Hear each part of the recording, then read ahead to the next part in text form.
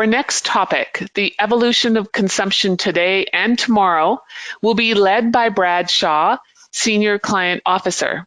Brad, you have the floor. Thanks, Ellen, and good afternoon, everybody. I hope you're all having a great day. We want to shift now a little bit and start talking about the path forward. Common theme circulating throughout the day is about disruptive forces and how they're shaping and even reshaping the food and beverage industry, especially impacting the way we purchase and consume food.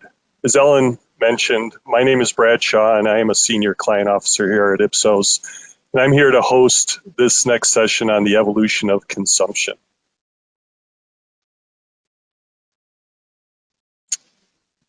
I'm having, oh, there we go. I would like to introduce two of my colleagues, very excited to do this. Laurel Ashbrook is the US lead for our market strategy and understanding service line. And Laurel today will be sharing some compelling insights that'll help you navigate the shifting meal occasion landscape, as well as some changes that we are expecting heading into the holidays and the rest of the year. And then Trevor Sedano, who is the foresight lead with Ipsos's Strategy 3 Consulting Group, will provide a glimpse into future disruption and share several disruptors of tomorrow that could dramatically alter and impact consumption and the way you do business. With that, I'll hand it off to Laurel. Thank you very much, Brad, and thank you to all of you who are listening. I'm really excited today to share our perspective on the evolving food and beverage landscape and the resulting implications for your business. So the onset of COVID in the US was certainly a catalyst to a series of changes in behavior and circumstances that significantly altered the food and beverage landscape. We quickly transitioned from engaging in eating and drinking and food and beverage shopping freely and frequently away from home and on the go to mostly meals at home, and to food and beverage shopping being a much more carefully considered event. And for some, COVID also translated into less income for meals, drinks, and snacks. So to set the stage a little bit, in our pre-COVID environment, food and beverage spend was roughly equally split across dining and grocery, with dining increasing share over time, mostly a byproduct of strong economy and increasingly hectic lifestyles. And grocery was evolving in its own way pre-COVID to be more experiential in store and to increase options for order fulfillment with pickup and delivery. And of course, for restaurants, retailers, and food and beverage manufacturers, COVID changed everything. So in order to help you better understand the new landscape, we conducted research very recently, end of July, among a nationally representative sample of 1,000 US adults. So in the next few slides, I'm going to provide consumer-based learning about how eating and drinking occasions look now and what is anticipated for the fall, as well as how differing consumer attitudes and circumstances impact those occasions. And along the way, I will share some of our collective thoughts about potential strategies to better resonate with consumers in this dynamic environment. There we go. So when you look at current behavior, it appears that consumers have really settled into more meals at home, and more, because right now you see the most prevalent occasions are cooking, baking, and food pickup. And when we look to the fall, consumers expect their routines to remain largely unchanged, except for maybe slightly more delivery. Even as restrictions are lifted and restaurants are becoming increasingly more savvy about health precautions, consumers do not yet seem, on the whole, ready to go back out and dine in, be on premise. When we dive a bit deeper into the dining in equation, which we felt was very interesting, is we see that health and safety, and to a lesser extent financial concerns, are definitely hampering restaurant visits. But the biggest deterrent to eating on premise is a belief that the experience will be so far from what it used to be that it's not going to be worth the effort or the dollars. So it's really important garnering an understanding about those exact concerns regarding experience and working to address them should definitely be a priority for restaurants and bars. It could be as simple as providing information about the modified experience and what it will be like to alleviate uncertainty, or it may involve getting a little bit more creative in terms of how to dial up the experience consumers are seeking while still ensuring and seeking and missing, while still ensuring that safety protocols are adhered to. So while obviously maximizing and optimizing dine-in is crucial, many patrons, again, still are simply not ready to go on premise yet. So restaurants should also use this moment to maintain and grow share of eating and drinking occasions via pickup and delivery. What's really important to remember here is that compared to our pre-COVID world, many restaurants and bars that did not previously offer pickup or delivery expanded their models to include these options, meaning competition for pickup and delivery is fiercer than ever before. This means that as a restaurant or a bar, you need to be a top of mind option, as Wendy covered in her, coming to that top of mind in that brand mental network. And you have to have an easy order and pay process. And of course, your order fulfillment should be fit for today's purpose. So bear in mind, for instance, in today's world, more drive-through orders are going to now likely be eaten at home. So that might mean packaging that can maintain temperature and freshness longer. And for pickup and delivery, particularly for non-fast food, consumers are increasingly more likely to try to replace the dine-in experience they are missing. So little delighters like table bread, including table bread and dipping sauces when you package up the order, or packaging up the drinks in a nice keepsake glass will go a long way with consumers today. I'm going to quickly shift to what's going on in the home. And I think you've heard some other presenters talk about the fact that compared to pre-COVID, many consumers are now getting more and more comfortable and confident in their cooking skills at home, and even now pushing to the point of trying to replicate the food and beverage experiences they previously got at restaurants in their own homes. And beyond the changes related to cooking, what we see underneath that is some new yet widely varied in-home eating and drinking and snacking behaviors. For example, while almost 2/3 have said their diet has changed during the COVID period, that is roughly equally split between those who say they're pursuing healthier choices and those who say they are pursuing a less healthy diet now. And at least 1 in 5 consumers report more snacking, more alcohol, and or more willingness to experiment with new foods and beverages. So again, very, very new but varied behaviors. The key takeaway here for you, if you're a grocer or a food or beverage manufacturer, is that COVID has dramatically changed in-home routines related to food and beverage, and in ways, as Lauren said at the very beginning of the day, that do present growth opportunities. But capitalizing on these opportunities will require that you have an up-to-date understanding of your current customers and prospects. As I'm going to show you in a few slides, and I think you've also heard it today, one size definitely does not fit all in this environment.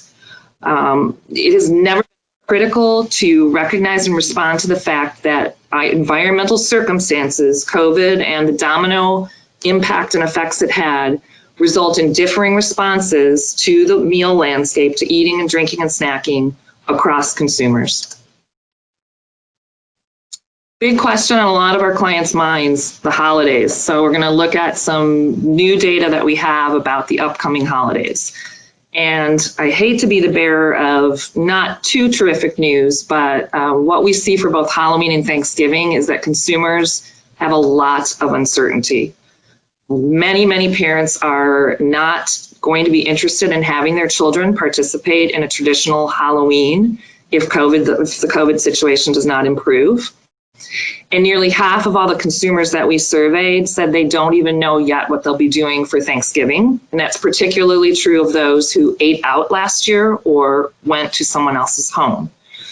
And for those who have made their Thanksgiving plans, those who hosted last year, it's interesting that among those who hosted last year, about a half of them are saying, yes, I will host again, but my group, my gathering is going to be small, less than 10 people. We also learned that consumers are anticipating far fewer on-premise events this holiday season, and over half say that they're going to do less entertaining for those bigger groups of 10 or more.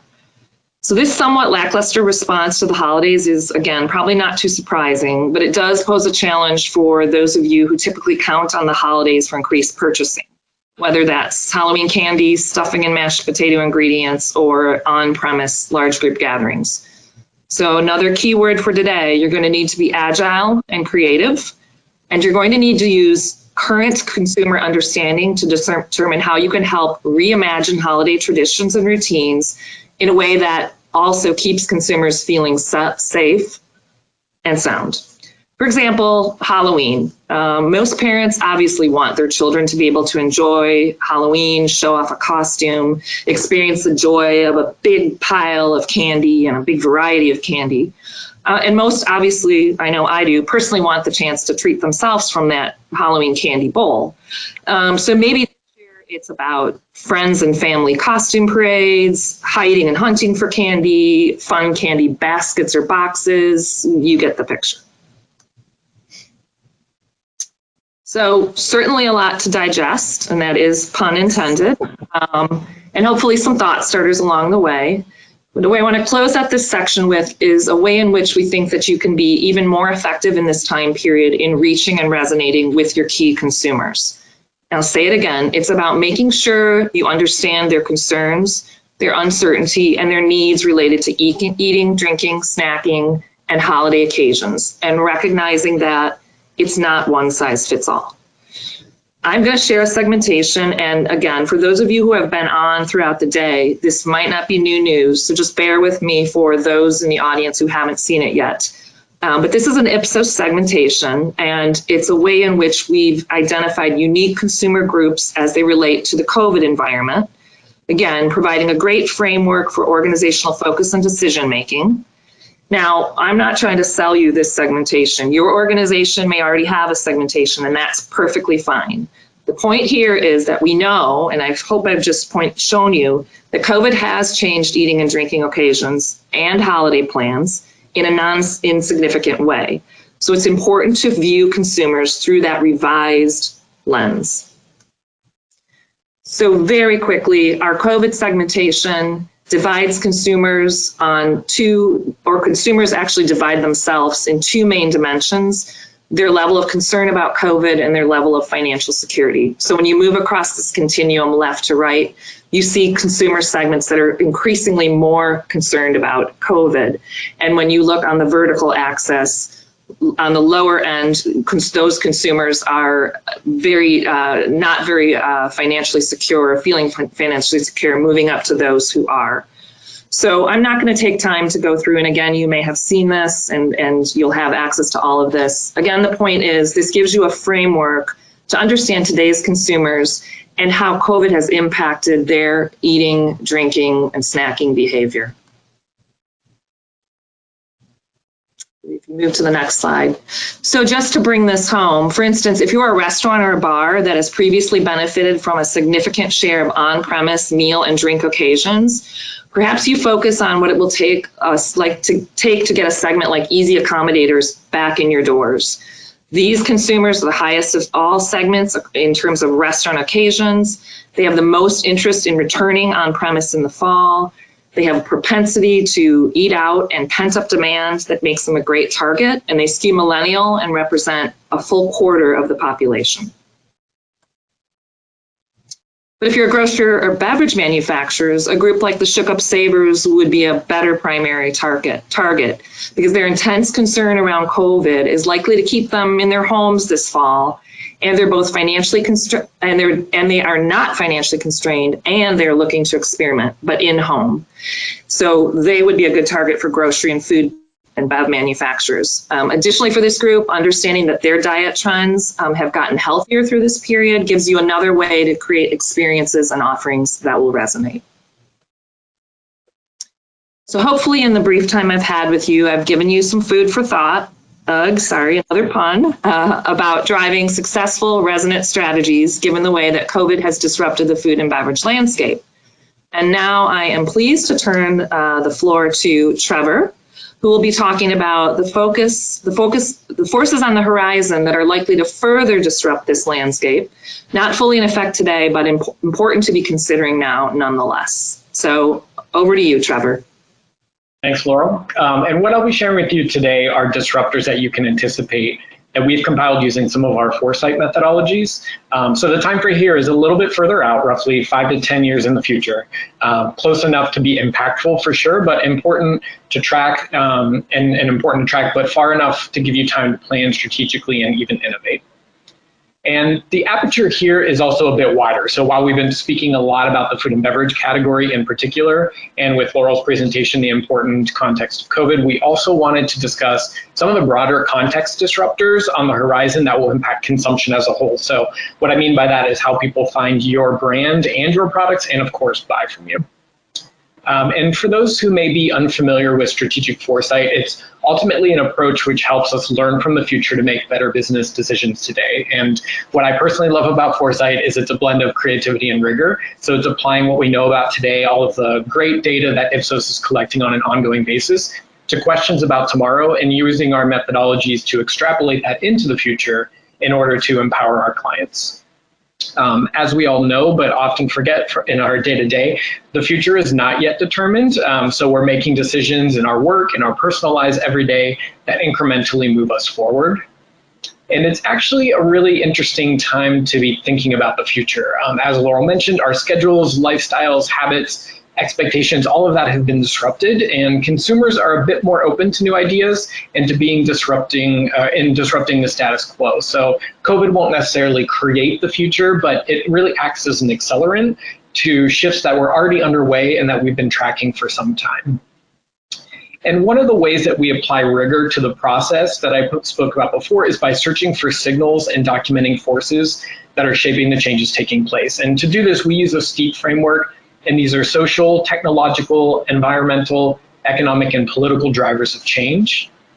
And these drivers are not mutually exclusive, and they should be measurable. So an example of a social driver might be the growing redefinition of success and status. And so for a category like food and beverage, this growing need to reflect success and status through lifestyle and experience opens up new opportunities for premium products and even luxury experiences.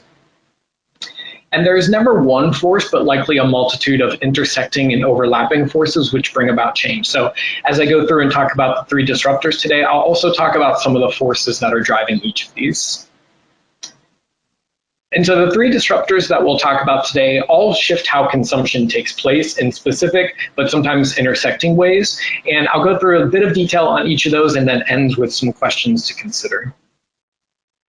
So our first disruptor here is aggregating consumption. So imagine a world where whether you're at a store, on social media, you might be watching TV, and on social media, or simply walking down the street, you can seamlessly make purchases through a single, simple interface or platform. So many players, mostly in tech and media, but not exclusively, are trying to own the transaction. So instead of consumers directly transacting with brands, maybe at a physical store, they will transact with some form of interface or platform. And this makes brands merely suppliers of the product or the service. And the goal here for the aggregators is really to aggregate all of consumption so that you can see a fuller picture in the transactional data, which can then be monetized in a number of different ways. And there are a few key drivers here from today. Firstly, the promise of convenience and seamlessness is what will sell it to brands and consumers. So it's increasingly becoming table stakes to expect that. Secondly is the rise of platforms and APIs, which are essentially data streams that can be plugged into any interface. So for example, the Uber Eats app actually uses the Google Maps API in order to know where you are and also how to navigate. And thirdly, here is the value of consumer data, which increasingly, has more and more value, especially if it's unified and gives you a fuller picture of consumption. And while it might seem like the winners are all in Silicon Valley and this is really hard in the future, there's plenty of media companies that are actually trying to pursue this goal as well. So an example now is the Hulu Interactive Living Room solution for advertisers. And so today what you can do is you can learn more about a product or even be shown the address of a nearest retail location customized to your location. But it's not too far of a stretch to imagine, let's say, a Little Caesars commercial that allows you to order a pizza and have it delivered through your television. So your address and credit card information are already on file with Hulu or Comcast, so it makes it much seamless and easier. Another example here is Google Maps, which today it allows you to order directly from the Maps app. It integrates either Grubhub or Postmates and some other third party, but in the future it's easy to imagine that you would never see those partners. Instead, you'd only see the product selection and then be given choices to get it to you when and how you want it. Our second disruptor here is called hyper-localized consumption. So imagine a world where the 2-day delivery standard now becomes 2 hours. And instead of sourcing and manufacturing overseas, more is done locally and on a smaller, more responsive scale. Centralized and mass is definitely giving away to localized and niche. And niche doesn't necessarily mean small in opportunity, but more personal. So instead of sourcing materials from a complex supply chain, manufacturing them overseas, shipping them to a large distribution center, and then sending them further through the country, a brand might source local ingredients, manufacture to meet real-time demand, and you might also distribute locally when the customer desires the product itself. And a great example of a brand doing this today in some form is Sweetgreen, which is a quick service salad restaurant, and they source ingredients from local farmers, and then they also work with local chefs to create regional menus. And technology is clearly playing a role in allowing this to become a reality with things like automation in manufacturing and warehousing, real-time data, and the ability to passively track product. Supply chains can evolve and meet more responsive and local need. And this also reduces the need to transport materials and goods across the globe, which conserving resources and reducing the carbon footprint of companies is something that consumers are beginning to demand more of and companies are trying to meet. And lastly here, the increasing tensions, especially between the US and China, as well as Mexico, really illustrates the risks of a globalized system. So it's giving more incentive to reshore many of these networks. And the first signal from today here are cloud kitchens, sometimes called dark kitchens, which I love the term. These are commercial kitchen facilities that support direct-to-consumer and delivery options. So a brand like Olive Garden could engage with a whole new market and set of customers without investing in the cost of a physical restaurant location. And while Amazon has certainly been kind of setting the standard for fast delivery and seamlessness, Shopify, which sells their services to smaller sellers and providers, is actually building a Shopify fulfillment network, which they describe as a geographically dispersed network of fulfillment centers with smart inventory allocating technology. And so essentially what they do is they use machine learning to predict where the best places to store and ship products from for sellers. And another example of the benefits of scale, that large brands that have been kind of chipped away at by more niche challenger brands in the recent past. And lastly, our third disruptor is curated consumption. And so now imagine a world where your digital assistant or app has auto-set your product or service preferences based on past behavior, though you can toggle this at any time.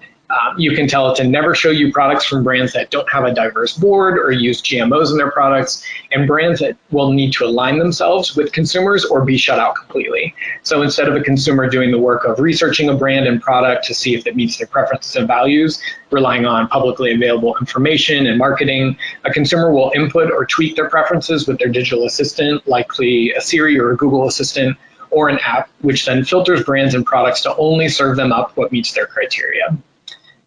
And what's driving this, of course, is the growing desire among consumers to reflect their values through the purchases they make. And what's new, though, is the ability to integrate all of this information and even predict an individual's preferences and needs.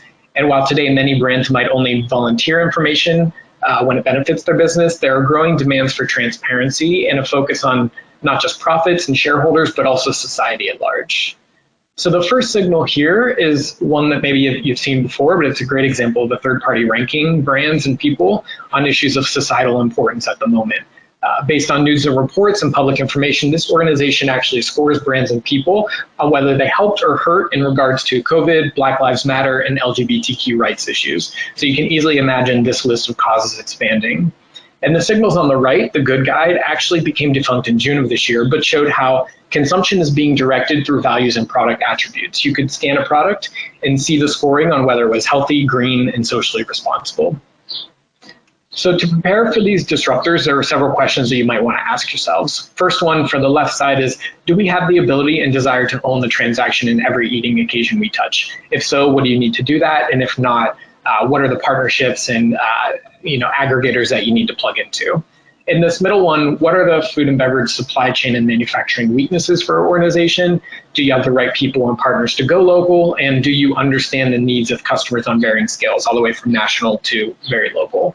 And lastly, on the right side, how well do you understand your customers' values and preferences when it comes to food and beverage and even society at large? Are you tracking those over time and making adjustments? And lastly, are you prepared to market to both a consumer and an algorithm?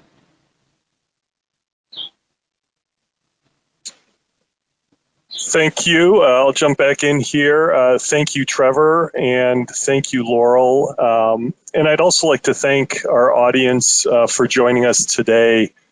And before we go, we want to leave you with 3 keys to help you navigate the evolving consumption landscape. The first being, and this is something that's come up throughout the day, is really, it's important to know your consumer in their context. As Laurel mentioned, one size definitely does not fit all. And therefore, understanding this and knowing this context will help you win in occasions today, but also help you innovate for tomorrow. Second is, especially going into the back half of this year, plan for multiple scenarios and be agile. That'll help you drive and gain share in occasions, especially in holidays, given that there's so much flux right now. And then finally, obviously, we're all very focused on today with what's happening, but don't forget to keep an eye on the future and some of those disruptors of tomorrow so that you can anticipate change and ultimately profit by the changes that are to come. So with that, I want to thank you again for joining, and I will hand it back off to you, Ellen. Thank you, Brad and Laurel and Trevor.